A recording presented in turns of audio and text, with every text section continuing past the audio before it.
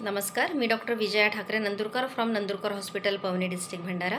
आज परत एक आरोग्याची समस्या जिचा खूप मोठा गंभीर परिणाम शारीरिक स्वास्थ्यावरती, मानसिक स्वास्थ्य आणि सामाजिक स्वास्थ्यावर सुद्धा होतो, असा गंभीर विषय ज्याच्यावर आज आपण बोलणार आहोत। आणि ते म्हणजे ॲडिक्शन किंवा साध्या भाषेत आपण त्याला व्यसन म्हणतो। मग व्यसन म्हणजे नेमकं काय, हे कशा पद्धतीने होऊ शकते, याचे काय दुष्परिणाम आपल्या शरीरावर, मनावर आणि समाजावर होऊ शकतं आणि याच्यातून आपण कसं बाहेर निघायचं, याच्यावर आज आपण चर्चा करणार आहोत। तर सगळ्यात मेन जो आहे ॲडिक्शनचा जो प्रकार आहे बघा, ॲडिक्शन व्यसन म्हणजे काय, तर एखादा व्यक्ती पूर्णपणे अवलंबून जातो एखाद्या पदार्थावरती, एखाद्या वस्तूवरती, की तो त्याच्यातून त्याला बाहेर निघणं किंवा ते सोडणं त्याला फार कठीण होऊन जातं, तो डिपेंडंट होऊन जातो, अवलंबून राहतो।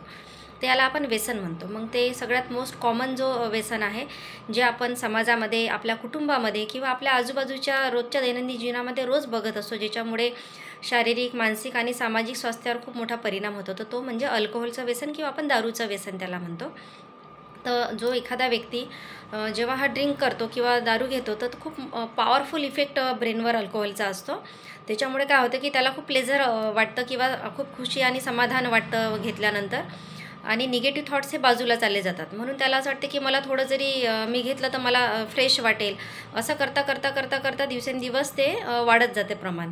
सुरुवातीला जेव्हा लोकं घ्यायला लागतात, तर कोणी 6 महिन्यातून, वर्षातून एकदा घेतं, कोणी एखादं एन्जॉयमेंट म्हणून, एंटरटेनमेंट म्हणून मित्रांसोबत म्हणा, परिवारासोबत, किंवा एक एन्जॉयमेंट म्हणून महिन्यातून एकदा वगैरे असं घ्यायला लागतं। मग हळूहळू हे जे महिन्यातून एकदाचं आहे, हळूहळू 15 दिवसावर येतं, मग आठवड्यावर येतं। मग जसं जसं तुमची जी बॉडी आहे, तुमचं शरीर आणि मन हे हळूहळू त्याच्यावर डिपेंडंट व्हायला लागतं, आणि मग हे हळूहळू तुम्हाला आठवड्यातून 2दा, आठवड्यातून 3दा असं करत करत मग ते डेली घ्यायला लागतात।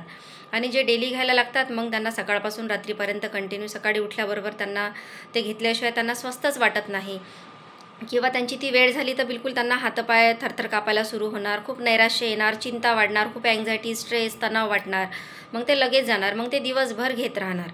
तर हळूहळू म्हणजे हे कंप्लीट ते त्याच्या अधीन चालले जातात। मग ते ॲडिक्शन दिवस रात्र ते अल्कोहोल किंवा दारूचं सेवन ते करत असतात। मग जेव्हा हा व्यक्ती टोटली डिपेंडंट होऊन जातो, मग त्याला कुठल्याही गोष्टीचं काही भान राहत नाही, आणि त्याचं शरीरावर इतके गंभीर परिणाम होतात, मानसिक स्वास्थ्यावर आणि समाजावर सुद्धा, हे त्याला कळत नाही।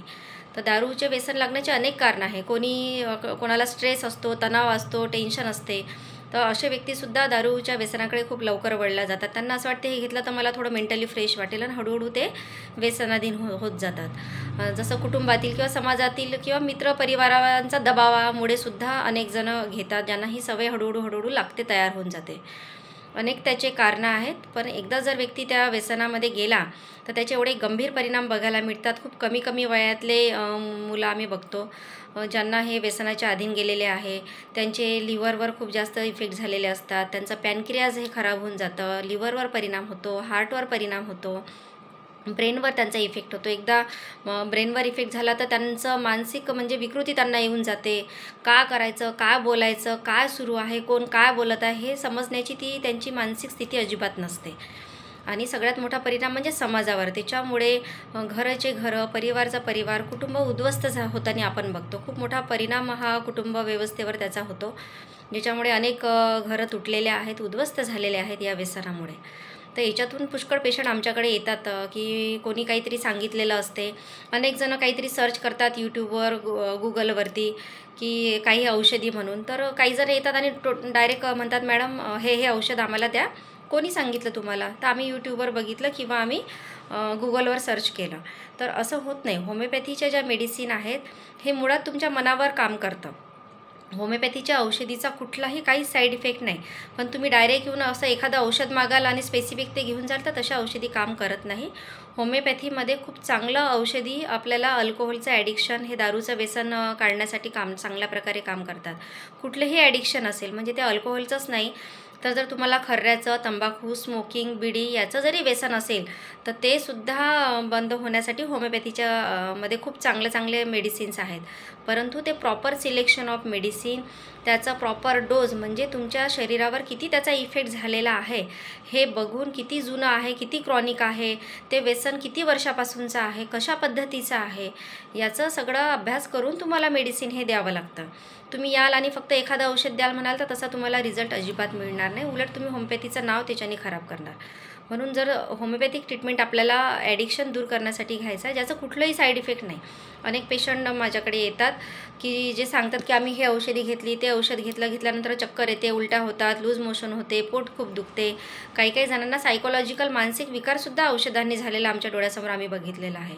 तर होमिओपॅथीच्या मेडिसिननी असं कुठलाच त्याचा दुष्परिणाम होत नाही, काही साईड इफेक्ट नाही. फक्त होमिओपॅथीचं औषधीचं काम हे आहे की त्या पेशंटची फक्त इच्छाशक्ती कमी करणं, त्यांची ऑटोमॅटिक इच्छा कमी करत बंद होते. अनेक पेशंट आमच्याकडे आता 20 वर्षाच्या प्रॅक्टिसमध्ये अनेकांचं हे व्यसन सुटलेलं आहे. पुष्कळ वेळा पेशंट स्वतःहून येतात की मॅडम मला ह्या व्यसनातून बाहेर निघायचं आहे, तर मला होमिओपॅथीचं ट्रीटमेंट पाहिजे आहे. पण जे स्वतःहून येणारे पेशंट आहे, समजा माझ्याकडे 20 पेशंट येत असतील, तर 20पैकी फक्त एकच पेशंट असा असतो की जो स्वतःहून येतो की मॅडम मला याच्यातून बाहेर निघायचं आहे किंवा सर मला याच्यातून बाहेर निघायचं आहे, तर मला ट्रीटमेंट पाहिजे आहे. मधात माझ्याकडे एक पेशंट आले होते ज्यांचं लग्न ठरलेलं होतं आणि काही कारणास्तव त्या मुलीने ते लग्न तोडलं. तर त्याचं एक खूप टेन्शन, तणाव त्या व्यक्तीने घेतला आणि दारूच्या आहारी ते गेले आणि व्यसनाधीन झाले. आणि दिवस रात्र जे मिळेल ते सांगत होते की मॅडम मला जी मिळाली ती मी घेतो, दिवसभर रात्री मी झोपत नाही. 2-3 वेळा ते पडले, डोक्याला मार लागलेला होता. अशा कंडिशनमध्ये ते माझ्याकडे आले, म्हणाले की मला याच्यातून बाहेर निघायचं मॅडम, काही करा, मला याच्यातून बाहेर काढा. तर अशा वेळेस त्या पेशंटची कुठेतरी म्हणजे 1% जरी त्यांची स्वतःची इच्छाशक्ती जर असेल की मला याच्यातून बाहेर निघायचं आहे, तर अशा वेळेस होमिओपॅथीचं औषधी खूप चांगल्या प्रकारे काम करतं. कारण ते तुमच्या विल पॉवरवर, तुमच्या इच्छाशक्तीवर, तुमच्या व्हायटल फोर्सवर होमिओपॅथीचं औषधी हे काम करतं. पण पुष्कळ वेळा पेशंट येत नाहीत, मग त्यांचे रिलेटिव्हज येतात, नातेवाईक येतात. अशा केसेसमध्ये सुद्धा आपण मेडिसिन पेशंटला देऊ शकतो, कारण होमिओपॅथीचं कोणतेही दुष्परिणाम नाही आणि एकदम लिक्विड पाण्यासारख्या औषधी असतात, ज्या तुम्ही त्यांना केव्हाही औषधी ते देऊ शकता, ज्याचं कुठलंही साईड इफेक्ट नाही आहे. पण पुष्कळ वेळा पेशंट येतात, एका पेशंटसाठी औषध घेऊन जातात, तर एवढे छान रिझल्ट त्यांना मिळालेले आहेत की जेव्हा ते नेक्स्ट टाईम येतात 7-7, 8-8 जणांसाठी औषध घेऊन जातात, कोणी नातेवाईकासाठी, कोणी शेजारच्यांसाठी. खूप चांगले, फक्त तुम्हाला योग्य प्रॉपर डोस, प्रॉपर मेडिसिन. जसं काही पेशंट येतात आमच्याकडे, म्हणतात की मॅडम आम्हाला तुमच्याकडे सल्फर आहे का? कशासाठी पाहिजे आहे? तर दारूचं व्यसन सोडायसाठीच पाहिजे आहे. कोणी सांगितलं? तर आम्ही यूट्यूबवर बघितलं किंवा गुगलवर बघितलं. तर तुम्हाला माहीत आहे का की सल्फर का आहे? एक पॉलिक्रेस रेमेडी आहे. तिचा वापर आपल्याला असंच नाही घेता येत ना, त्याच्या एवढ्या साऱ्या पॉवर असतात. 30 पासून 200, 1000, 10 पर्यंत इतक्या पोटेन्सी असतात. तुम्हाला मदर टिंक्चर फॉर्ममध्ये ते येतं, डायल्युशनमध्ये येतं, ट्रायच्युरेशन, वेगवेगळ्या फॉर्ममध्ये सल्फर येतं. तर तुम्ही कसं ठरवणार की मला सल्फर द्यायचं आहे आणि ते कसं द्यायचं आहे? म्हणून योग्य डॉक्टरच्या सल्ल्याने, डॉक्टरकडे जाऊन जर तुम्ही ट्रीटमेंट देत असाल, कारण या पेशंटला किंवा त्यांच्या परिवाराला म्हणजे एक मोरल काउन्सिलिंगसुद्धा आवश्यक असतं. कारण विदाऊट काउन्सिलिंग तुम्ही मेडिसिन जर देत असाल तर ते तेवढं वर्क नाही करणार. तुम्ही जर काउन्सिलिंग करून जर मेडिसिन देत असाल तर त्याचे खूप चांगले असे रिझल्ट्स आहेत.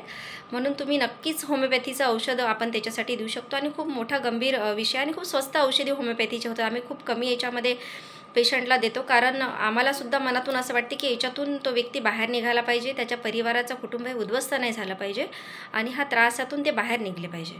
म्हणून आपण ट्राय करू शकतो homeopathic treatment for alcohol addiction. Thank you. धन्यवाद.